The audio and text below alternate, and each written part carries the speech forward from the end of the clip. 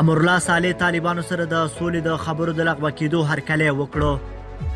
د ملي امنیت پخواني مشر او راتلونکي ولسمشریزو ټاکنو ته د ولسمشر غني په مشرۍ د دولت جوړونکي ټیم لومړی مرستیال امرالله صالح د ولسمشر ټرمپ له خوا د طالبانو او امریکایانو ترمنځ د سولې خبرو د لغوه کېدو هرکلی کړی. نوموړي تېره ورځ د ټاکنیزو کمپاینونو په پار سمنګان ولایت ته تللی و او خپلو پلویانو ته یې په وینا کې ویلي چې طالبانو ماتې خوړلې ده او حکومت ورته نه تسلیمیږي بلکې باعزته سوله ورسره کولی شي.